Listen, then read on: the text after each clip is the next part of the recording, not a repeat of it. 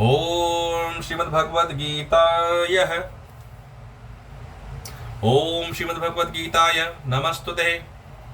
जय श्री राधे, जय श्री राधे, जय श्री राधे।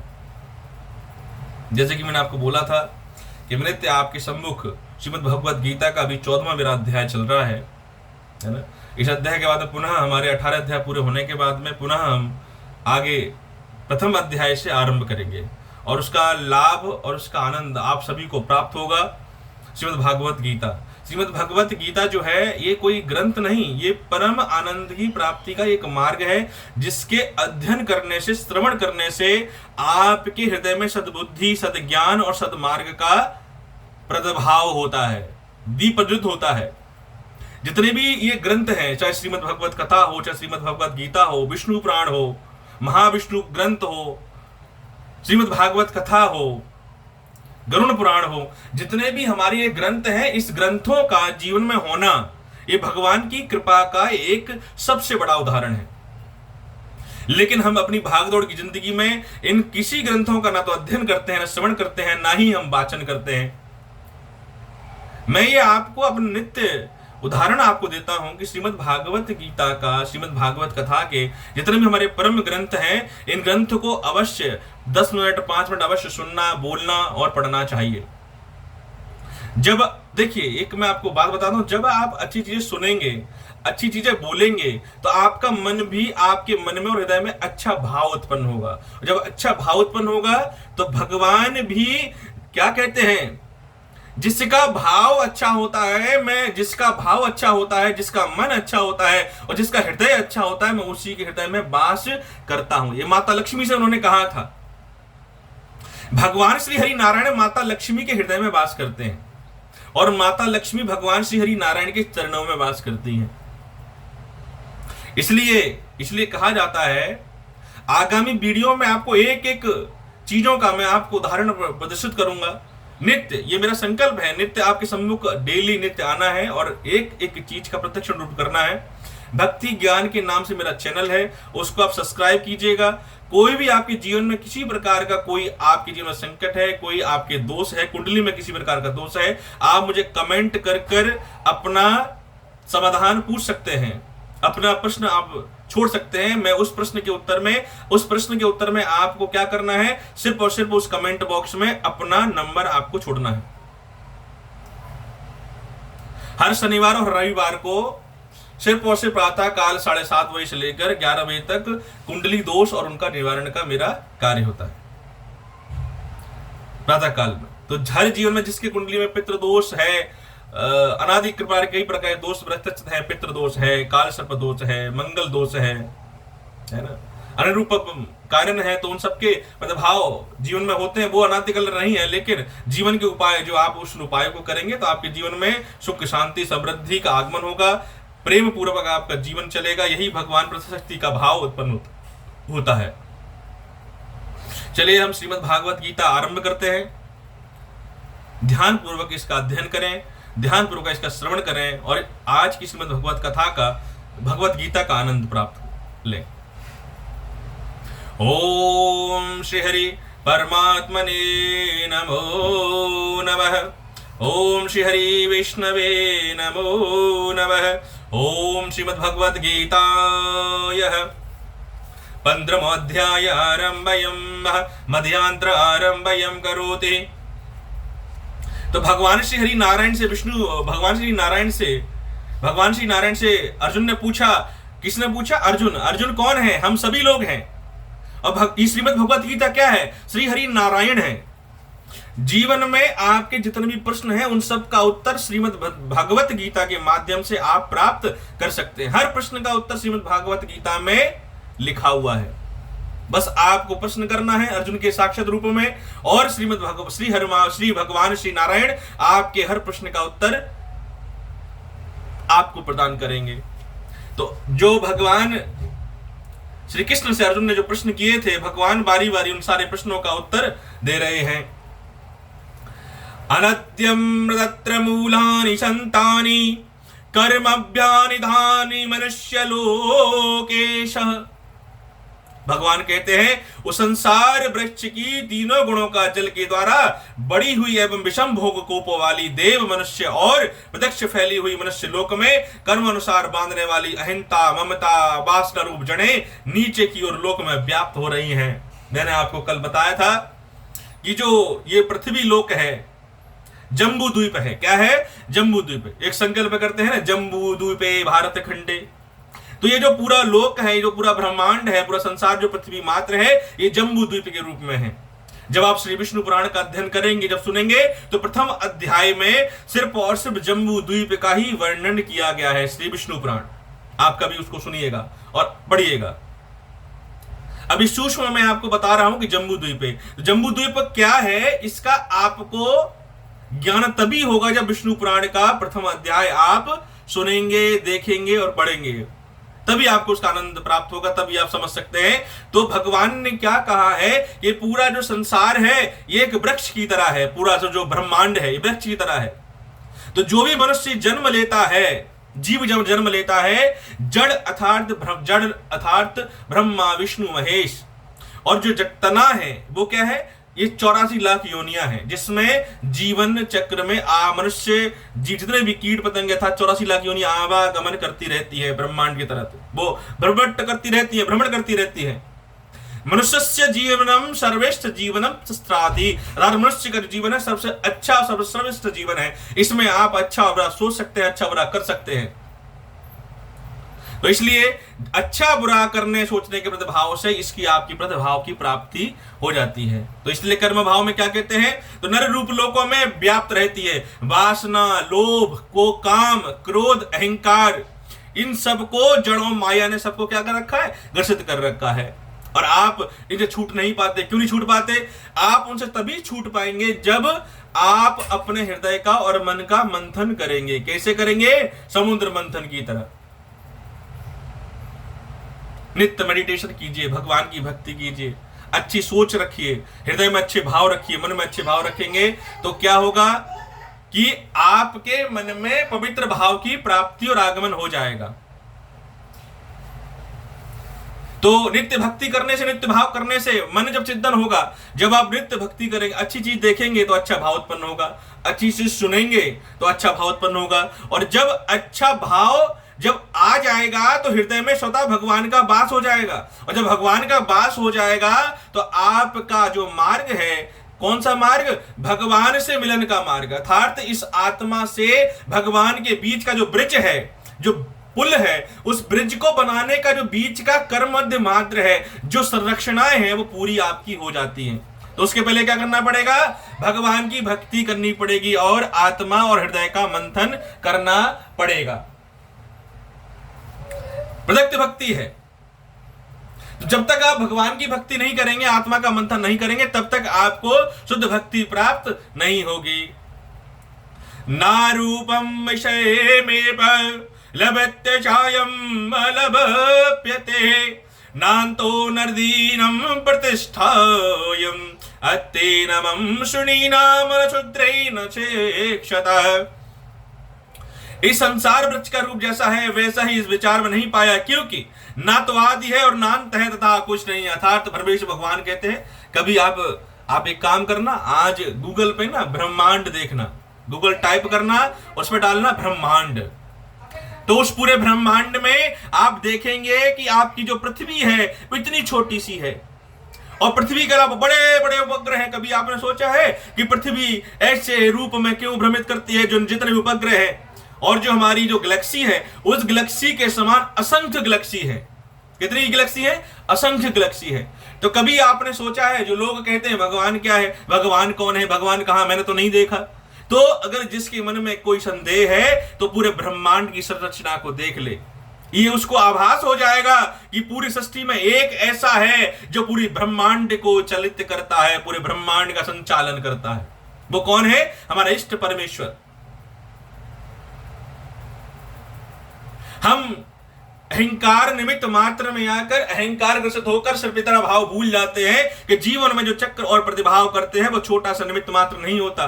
तो इसलिए जीवन में जिसको यह अहंकार हो, अहम सर्वेष्ठम, जीवन में किसी को अहंकार हो, अहम सर्वेष्टम, वो एक बार उससे मेरा एक निवेदन है कि वो एक बार अवश्य ब्रह्मांड की संरचना को देखे, उसको अनुभूति हो जाएगी, उसको ये अहंकार मिट जाएगा कि जीवन में मैं कुछ भी नहीं हूं, प्रबल सत्य साध्य प्राप्ति के लिए।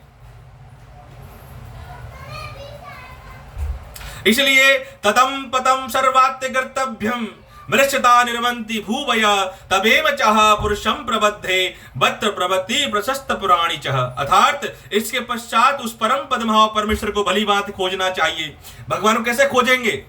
भगवान कोई गली कूचे या किसी जगह नहीं है, भगवान स्वतः आपके अंदर विराजमान है। उसको कैसे खोजना पड़ेगा?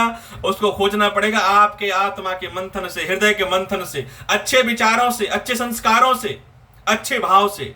जब आपके मन में इस प्रकार का ज्योतिर्मय आनंद प्राप्ति हो जाएगी तो आपको भगवान को कहीं ढूंढना नहीं पड़ेगा। अरे ढूंढो ढूंढो मन में तो है, कहां छिपा है छलिया, गली और कूचे भटके मेरा मन तो है प्रतिभाऊं, हृदय निमित्ति सदा प्रतिभाओ, निज मन भक्ति पाऊं तो है, निज मन भक्ति पाऊं। सूरदास महाराज ने कहा था, मैं कहां कहां तुझे ढूंढ रहा हूं, लेकिन तुझे पाया तो मैंने कहां पाया? अपने अंदर तुझे पाया। इसलिए कहां कहां ढूंढे छलिया को, तू कहां कहां भटकता है? भगवान तो तेरे हृदय में वास करते हैं, बस उसको पहचानने की आवश्यकता है। तो इसलिए जिस परमेश्वर को पश्चात खोजना, जिसमें गए हुए पुरुष फिर लौट कर संसार में नहीं आते, जिस परमेश्वर से पुरातन संस्कार वृक्ष की प्रवृत्ति प्राप्त हुई है, वह आदि पुरुष नारायण की शरण में हूं, ऐसा उसको सोचना चाहिए। जब आप सच्चे कर्म करेंगे, पुण्यों का जब कर्महादि करेंगे, तो आप देखेंगे जीवन में आप इस आवागमन के चक्र से मुक्त हो जाएंगे। देखिए, मैं बार बार आपको एक बात बोलता हूं, मनुष्य जीवन मिला है। अगर मनुष्य जीवन में भी अगर आपने सत्कर्म और अच्छे कर्म नहीं किए और आपने ऐसा कोई कार्य विभक्त नहीं किया, ऐसा कोई मार्ग नहीं बनाया जिससे आपकी आत्मा परमात्मा में विलिप्त हो जाए, तो आपकी सबसे बड़ी मूर्खता है, मेरी सबसे बड़ी मूर्ख। कि मनुष्य जीवन एक बार ही प्राप्त होता है। मैंने और आपने अवश्य ही बहुत अच्छे कर्म किए होंगे जिससे मुझे और आपको यह मनुष्य जीवन प्राप्त हुआ है। ये छोटी बात नहीं है, बहुत बड़ी बात है। मनुष्य का जीवन सिर्फ भोगों को करने के लिए नहीं है। मनुष्य का जीवन है इस आत्मा का परमात्मा से मिलन का साधन जुटाने में। तो आत्मा से मिलन, परमात्मा का जो मिलन का साधन क्या है? साधन है भक्ति, साधना है मेडिटेशन है, साधना है योग शक्ति है, और ग्रंथों का अध्ययन है, ग्रंथों का श्रवण है, श्रीमद् भागवत कथा का आनंद लेना है, अच्छी संगति में रहना है, सत्संगों के साथ में रहकर सत्संग करना है, नित्य सत्संग करना है। जब नित्य सत्संग करेंगे तो हृदय में क्या होगा? मैल, काम, लोभ, मद, अहंकार विरक्त होते चले जाएंगे। एक समय आएगा कि आपका हृदय एकदम पवित्र हो जाएगा। जब आपका हृदय पवित्र हो जाएगा तो जब एक बार आप भगवान का नाम लेंगे तो भगवान स्वतः आपके नाम पुकारने से स्वतः भागे भागे चले आएंगे। लेकिन ऐसे एक बार मंदिर में घंटा बजाने से भगवान प्रसन्न नहीं होते। पूरे दिन घर पे आप सम्मान नहीं करते, लोगों का आप सम्मान नहीं करते, लोगों से प्रेम नहीं करते, लोगों को तृष्णा की नजर से आप देखते हैं, लोभ की नजर से देखते हैं, काम वासना की नजर से देखते हैं, तो आप सोचते हैं कि एक बार भगवान की भक्ति करने से भगवान प्रसन्न हो जाएंगे। ये आपकी सबसे बड़ी मूर्खता है। जब तक आप अपने हृदय से काम, वासना, लोभ, अहंकार, मद, घृणा, ईर्ष्या, इन सब का अगर आप अपने हृदय से विरक्त नहीं करेंगे, विरक्त नहीं करेंगे, तो भगवान आपके माध्यम प्रत्यक्ष में प्रवेश नहीं कर सकते, कभी नहीं प्रवेश करेंगे। तो इसलिए सबसे पहले हमें अच्छे कर्म करने चाहिए।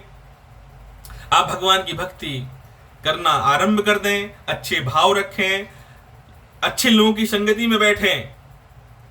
नित्य आप ये संकल्प करें कि मैं डेली नित्य आधा घंटा, 1 घंटा अपने उपनिषदों को, अपने ग्रंथों को अवश्य दूंगा, अर्थात उनका अध्ययन और श्रवण करना आज से आरंभ करूंगा। तो मैं समझूंगा कि मेरे आज जो बोलने का शब्दार्थ का जो प्रभाव है वो पूर्ण हुआ। तो इसलिए मेरा आपसे सबसे अनुग्रह है कि श्रीमद् भागवत गीता, श्रीमद् भागवत कथा, अच्छी संगति, हमारे उपनिषद, हमारे जितने भी ग्रंथ हैं उन सब का अध्ययन करना आरंभ करें। अगर आप उन अध्ययन नहीं कर सकते हैं तो अपने गुरु के पास जाए, 1 घंटा बैठे, 2 घंटे बैठे और वहां पर गुरु से अपने प्रश्नों का उत्तर प्राप्त करें। उनसे पूछें कि अपने इस मार्ग को मैं सदमार्ग पर कैसे लेके जा सकता हूं, अपने इस शरीर का किस प्रकार सदुपयोग कर सकता हूं। शरीर आपका वाहन है। इस शरीर को, ये शरीर से प्रेम मत कीजिए, शरीर को संरक्षण रूप करके इसको अपना एक साधन बनाइए, आत्मा का साधन बनाइए, आत्मा का वाहन बनाइए। इस शरीर के माध्यम से भगवान को प्राप्त कर सकते हैं, भगवान की प्राप्ति कर सकते हैं। हाथ पैर, हाथ सिर्फ खाने को नहीं दिए हैं, पैर सिर्फ चलने को नहीं दिए हैं, आंखें सिर्फ देखने को नहीं दिए हैं, कान सिर्फ सुनने को नहीं दिए हैं, जीभ सिर्फ बोलने को नहीं दी है। इन सब का अपना इंद्रिया, 5 काम इंद्रियां हैं, 5 ज्ञान इंद्रियां हैं और 11वां है आपका मन।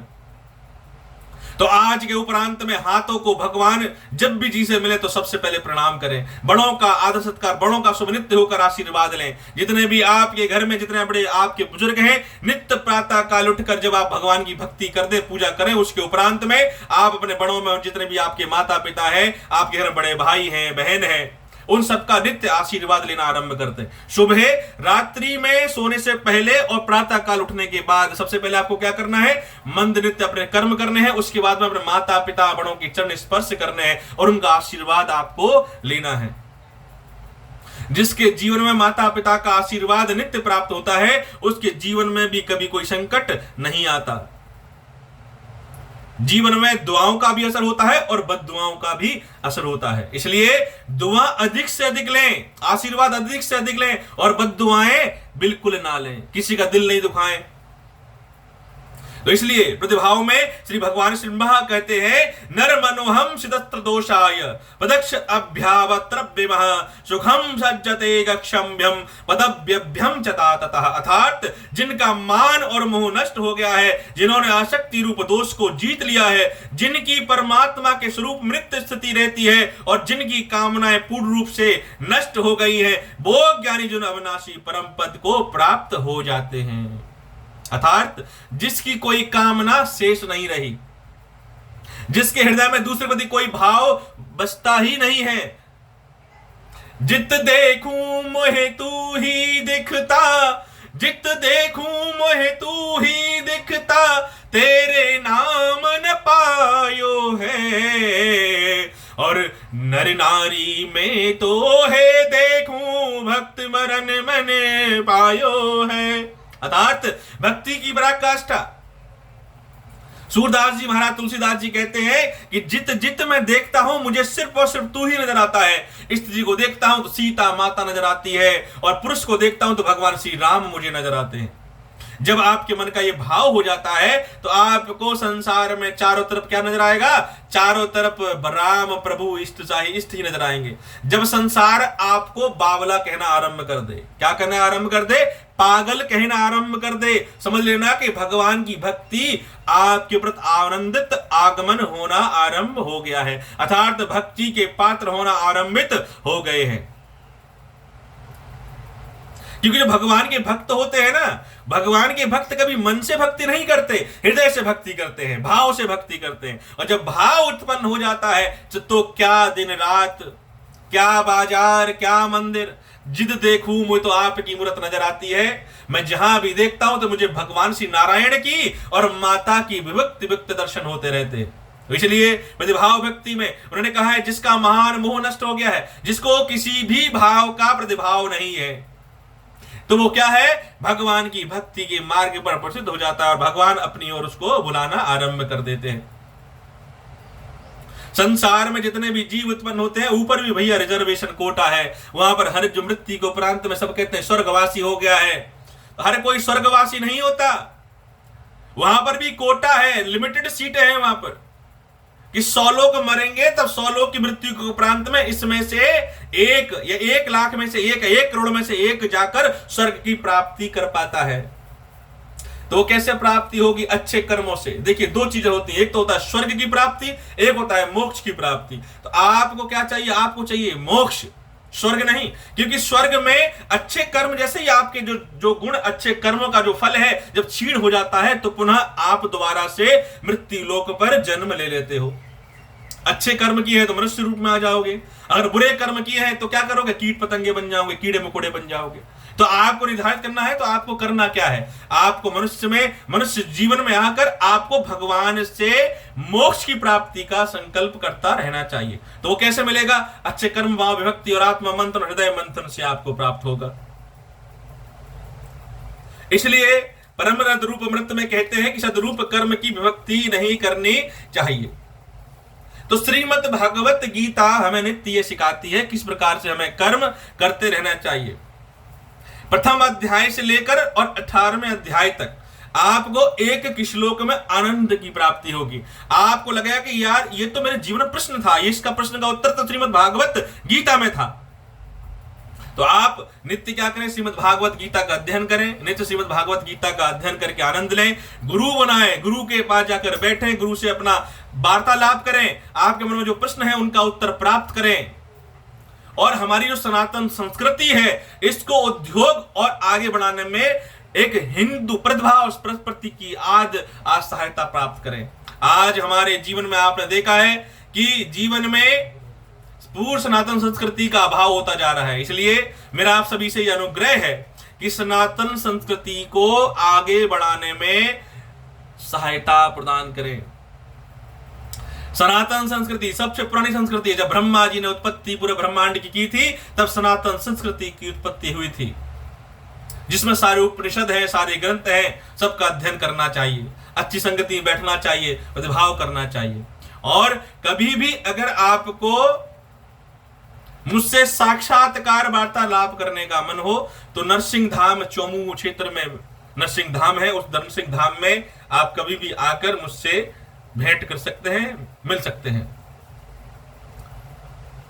तब कल आपसे पुनः मुलाकात होगी। श्रीमद् भागवत गीता को यहीं विश्राम करते हैं। 15वें अध्याय के आगे के श्लोक हम कल दोबारा से श्रवण करेंगे और आनंद लेंगे। तब तक के लिए जय श्री राधे, जय श्री राधे, जय श्री राधे।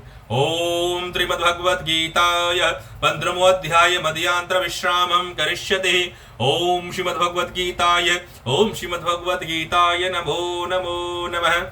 जय श्री राधे, जय श्री राधे।